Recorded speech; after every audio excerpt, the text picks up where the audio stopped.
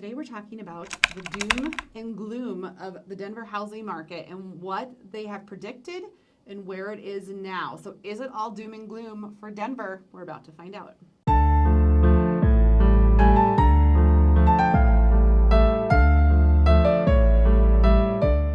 Hey everyone, so Laurie and Kalene here. We are your Colorado real estate agents here in Denver, Colorado. Love what we do. Yep. Do it daily.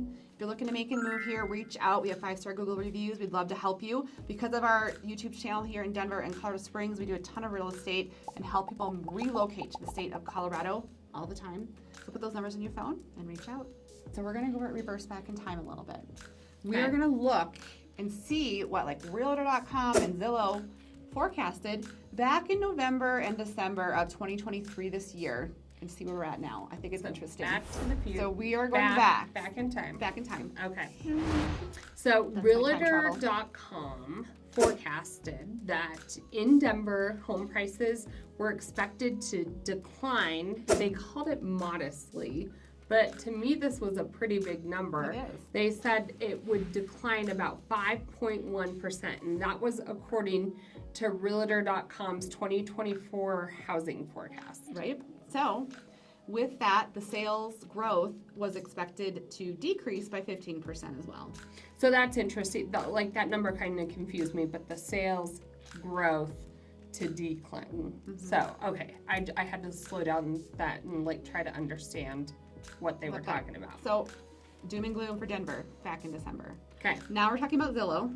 Okay. Zillow ranked Denver. They're looking at hot housing markets for 2024. Okay. And Denver ranked 48 out of 50 on like top larger cities for Zillow's predictions for hot housing markets in 2024, which they decreased actually from 2023, meaning Denver's housing market is not going to be hot in 2024. So they ranked us really low. They ranked us low. So it was all doom and gloom. But if you look at news articles and reports, starting at the end of January, end of February, Zillow and realtor.com started changing their little tune a little bit.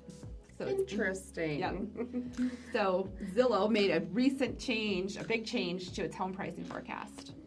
Okay, so now what's happening is Zillow's predicting that U.S. home prices in general will rise again this year with an increase of between 3.5%. And that was what, from December 2023 to December 2024. So all of a sudden they're like, wait, maybe you won't decrease. We're actually going to increase. So that was what, an 8% number that they were off? Yeah. Come on. So how is it currently going here in Denver? I'm going to bring up some numbers and some graphics, and then we're going to break down what we're doing to help our clients get into a really good deal here in Denver. Just some experiences from our boots on the ground here in the Denver market. And that's why, like, all these, Zillow, Realtor, all these big names, they're going to put out, like, blogs and articles and, like, in my opinion, somewhat skew the numbers because they want that traction through their webpage. They want you to grab your attention. It's like that scare tactic. But Laurie and I actually work in the market, and our team of agents work in this market, and we can literally feel when the market picks up, how it's swinging. You can feel that shift, like even from weekend to weekend sometimes. We're like in the trenches, and so we're going to pull our local statistic numbers to kind of back up what we're feeling. Right. So now we're going to look at the actual numbers and break down what we're seeing here in Denver and put some actual statistics to this. So if we look at the February 2024 report, there was the median close price of $576, which is up 2% from year over year from the February of 2023. Okay. And then another interesting number was the active number of listings was 5,511, which was actually up 46% from February of 2023. That's a huge number. Yeah. So a lot more listings, and we're definitely feeling that from the listing side of our business here locally. We're getting a lot more listings. That's true. The number, which is good because we've had low inventory for a long time. Yeah, if you look at if I want to just compare January to February, we were up 13% from just January. So it is increasing with our inventory. And I think another thing that's interesting is our median days on market currently is 23. So we were in the 40s for a while in like November, December, and now we're sitting at 23. So if we have more listings and we have more pending, that means that we have a lot more pending sales, which means things are moving along. So our pending sales this February 2024 was 3,514, which was up 12% from the year before. And we're definitely feeling that. Like things that maybe were sitting there and then sellers maybe got nervous and pulled back because it wasn't going right away. The interest rates were going up, so buyers were kind of sitting on the sideline. And so everybody was kind of like holding, like, you know what, we'll just rent for a little bit and whatnot. And definitely, I would say starting February, we started to see things start to move. Yeah. And rates did. They dropped, below their, in general, like mid sixes sometimes. And even with new builds, you can even get down in the 5s. But I think all those things coupled, and we do have, I'm not even going to say decent inventory because it's still low inventory, but 1. a lot more than what we had. Well, I talked about the months of inventory. Like that's how we look at it as real estate agents. How many months of inventory do we have to meet our demand? If nothing else came on the market. Right, and it's about 1.9, which is down 18%. From 2023. What? Yeah. So you know what I bet a lot of that is the new builds. Mm-hmm. Like I feel like new builds, like those builders were sitting on some inventory and they kind of quit doing specs for a while. I bet that's a big part of that. That'd be interesting to dig into. So all those are in the numbers in the statistics that our Denver housing market is picking up. It's not all the doom and gloom. We are seeing price increases, home less days on prices market. increase. We have a few more listings, but then a lot more pending sales. So what we're feeling, the numbers are reflecting.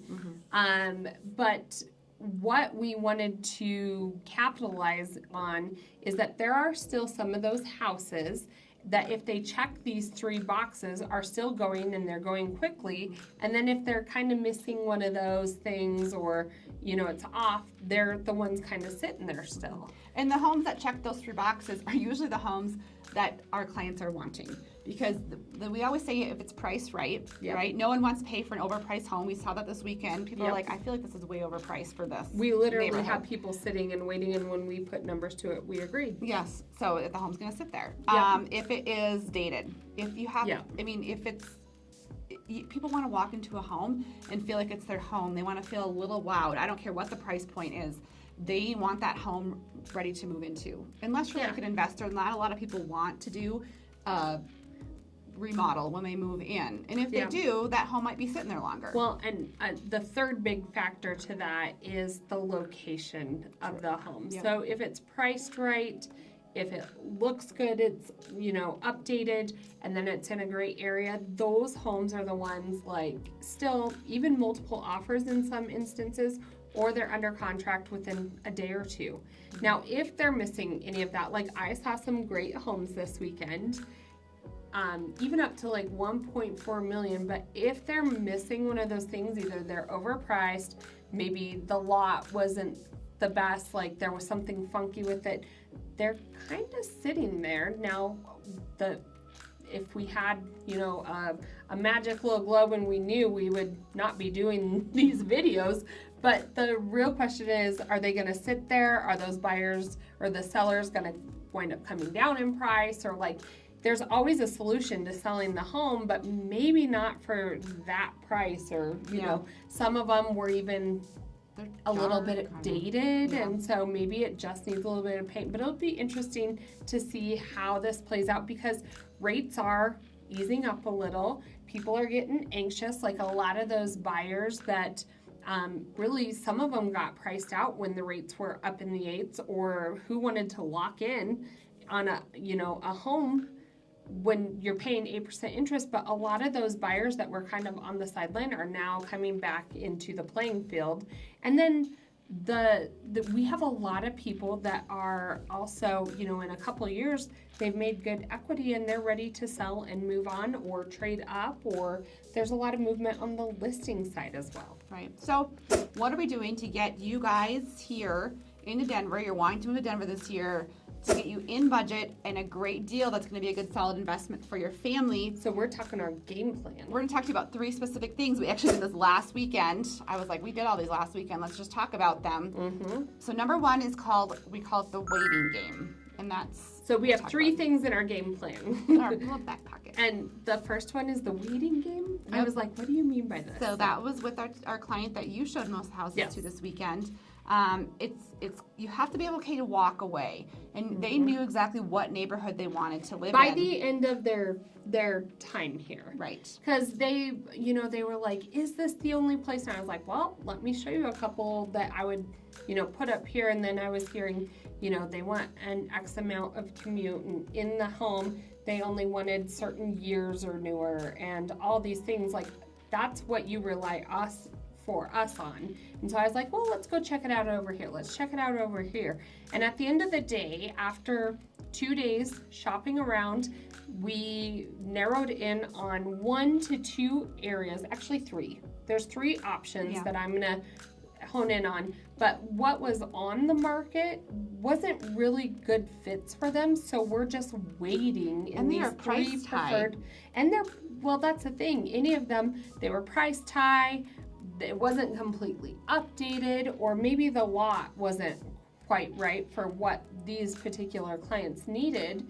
And so, you know what? We have a little bit of time. I think we have about 3 weeks. And so we're going to play the waiting game, but we have 3 areas. And we're going to run comps and make sure it's a good investment. Correct. And that's really the best scenario, in my opinion. The agent lists a home. So the one home is an agent owned, and she bought the home for $700,000. She has it marked for $1.4 million. And she's lived in it 4 years? Yeah, and it's like a little bit, it's like has some wear and tear. So just because that agent values it at 1.4 doesn't mean that value is there. Well, and I will say though, in the other agent's defense, if you look at price per square foot, you could justify it, but the demand has to be there. The demand also has to be there. Is somebody willing to pay that for the home?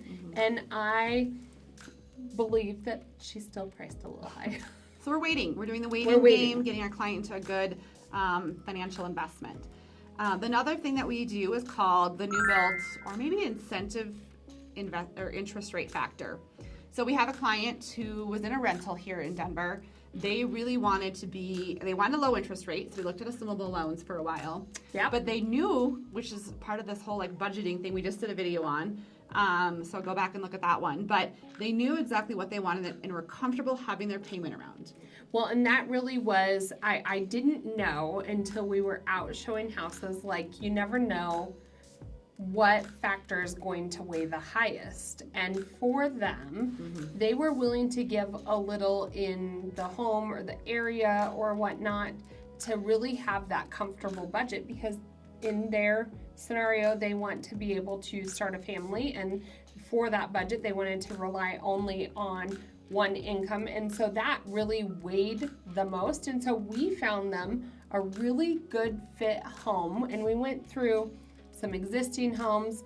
We went through, because I know, and Laurie knows right now, most of those really good deals are with new builds. And they could be on the MLS, they could not be advertised on the MLS. So I think we went through 4 or 5 different builders and really dug in deep. And by that, I mean, what's inventory homes? And there's all these like games, I guess, is what I'm gonna call them, strategies that these builders are putting out. So if they're sitting on an inventory home and it's ready to go, they're gonna incentivize that home a lot more than if you were to build with them a dirt start, or one that maybe still is a couple months out. Like, they don't have that urgency to get rid of it. It's not the overhead that's now sitting there and working against them. And so they'll incentivize these inventory homes even more so, and then they maybe started throwing in, on top of a really good interest rate, fencing, landscaping, heck, we'll throw in, your refrigerator, all of your appliances. And so we really shopped and weighed out all the different new builds. And I would say we played them against each other a little bit. We're We like, well, this did. one's offering us this And one's we were- offering us this, and we got them the exact payment they wanted to be in with that low interest Well, and rate. I will say our buyers were very patient because in order to get a lot of those incentives, you have to use the new build or the builder's preferred lender. And so they did have to, that's not something we can do for you. They had to have a lot of conversations to just get to that builder's bottom line. But there was a lot of conversating. It probably took a week and a half. And they're willing to walk And then away, we- too. And they were We're willing to walk combining away. both of them a little bit. But we literally checked, I would say 95% of their boxes, found a great home that they are very happy to be moving into, brand new home, and interest rates in the 5s. So we have the waiting game. We have the new build interest rate negotiator. Shopper? And then our last one is the terms negotiator. I like this And one. we've used that for a couple of our clients this last weekend. One was I showed homes to. They were a VA loan. They had 0% down, and they wanted the seller to pay their closing costs. So all of those things don't happen very often, especially when a home, like I say, that can happen if a home has been sitting on the market for a little while, and the seller's And they willing. fell in love with the one that wasn't sitting there for a while. Yes, just hit the market and had another offer. And I We're was like, like, how what am do I we going to beat this do? other offer that they loved? It backed up to open space. It was the home they wanted. And I'm like, you guys are putting no money down, a VA loan, and asking for them to pay your And closing costs. didn't the agent even tell you they had multiple offers in already? Yeah, they had So two we're other like, offers in. And How I do was we like, compete? So I found out that these sellers wanted, I can't remember exact situation, but they wanted to stay in there for 45 days at least after close. So we gave them 60 days they can stay in that house, but they won't have a payment yet on this house. Then none of the other offers were offering Our us. buyers won't have the payment yet. Correct. And the sellers can stay there at no charge because it's no money out of our pocket, and the timing worked out, and that weighed out more than a lot of the other terms that the other offers had. So we got it. So that's one way that if you don't have the strongest loan terms, we can find out where those sellers' And that weak was points are. negotiating the deal. We also ran into a situation with one of our buyers where we had offered, because it was another multiple offer situation. Yes. We got it under contract. We knew they were maybe a little on the high side, but we could kind of justify where they were coming from. But we said, appraisal is really where it's at. Because if appraisal comes back low, then we're going to have to renegotiate anyway. So sure enough, appraisal came back, and this was a huge win for us.